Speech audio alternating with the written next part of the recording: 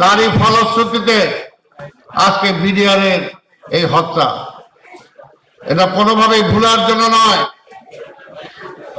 তাই আজকে বলবো, বক্তব্যের কিছু নাই, ওই শেখ হাসিনাকে ধরে এনে এই জোয়ারদের সামনে ছেড়ে দিতে হবে, হত্যা করতে হবে। তার মৃত্যুর রায় এই আজকে বুক সন্তান হারা যারা, আজকে বাবা হারা যারা হয়েছে, তাদের সামনে ছেড়ে দিতে হবে তাকে। আমরা দেখেছি সেদিন এই পাশে এইখানে আজকে এখন যখন ইউনূস সাহেব যেখানে থাকেন এই বাসায় তিনি ছিলেন, সেই বিডিআরদেরকে নিয়ে এসে এই সেরাটন থেকে খাওয়া নিয়ে তিনি সেখানে খেয়েছেন, আর সেদিক দিয়ে আমাদের বীর সেনাদেরকে হত্যা করা হচ্ছে। এটাই ছিল সেদিনের শেখ হাসিনা উৎসব। তাই যে মহিলা এইরকম জঘন্য কাজ করতে পারে এবং যারা তাকে সহযোগিতা করতে পারে, তার কি কোনো মাফ হতে পারে? কোনো মাফ হতে পারে না। বারবার এই বিএনপির জন্ম হয়েছে, আমরা লড়াই করেছি, সেই সময় আওয়ামী লীগ ষড়যন্ত্র করেছে, আর আমাদের নাসিরউদ্দিন পিন্টুর নামে সেই সময় মামলা দিয়েছে, সে নাকি বিডিআরদেরকে নৌকা দিয়ে পার করছে এবং তাকে জেলখানায় হত্যা করা হয়েছে। এই বিএনপিকে হত্যা করার জন্য আমাদের নেত্রীকে হত্যা করার চেষ্টা করেছে, আমাদের নেতা তারেক রহমানকে হত্যা করার চেষ্টা করেছে।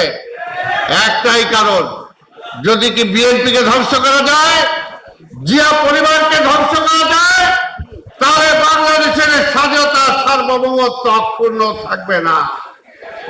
তাই ভাইরা আমার, এই স্বাধীনতাকে যদি রক্ষা করতে হয়, গণতন্ত্রকে যদি রক্ষা করতে হয়, আমরা দেশবাসীকে যদি রক্ষা করতে হয়, তাহলে অবশ্যই আজকে সেই আধিপত্যবাদের শক্তি যারা বিদায় হয়েছে তারা যাতে ফিরে না আসতে পারে সেটার জন্য চেষ্টা করতে হবে।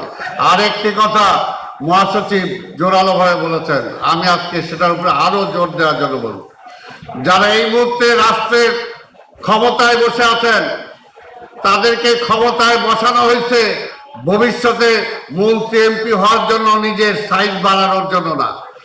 তাদেরকে ক্ষমতায় বসানো হয়েছে 15 বছর যাবৎ এই দেশের মানুষ ভোট দিতে পারে নাই, একটা নিরপেক্ষ গ্রহণযোগ্য নির্বাচনের ব্যবস্থা করে নির্বাচিত সরকারের কাছে ক্ষমতা অর্পণ করে তারা বিদায় নেবেন, এর জন্যই তাদেরকে বসানো হয়েছে।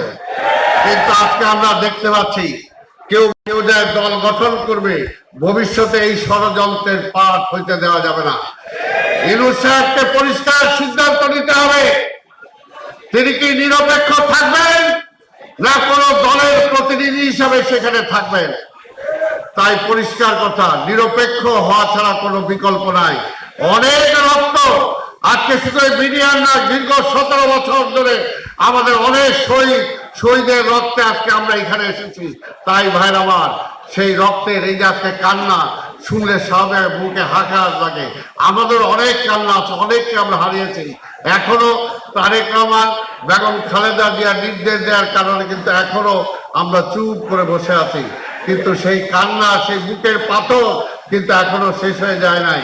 কাজে তারা এখনো যারা এইটাকে নিয়ে ষড়যন্ত্র করছেন, তাদের ক্ষমতাকে দীর্ঘায়িত করার চেষ্টা করছেন, এই সুযোগে আবার ওই আধিপত্যবাদী শক্তিকে ফিরিয়ে আনার জন্য চেষ্টা করছেন, সেই ষড়যন্ত্রের বিরুদ্ধে সব সময় সচেতন থাকার আহ্বান জানিয়ে আমি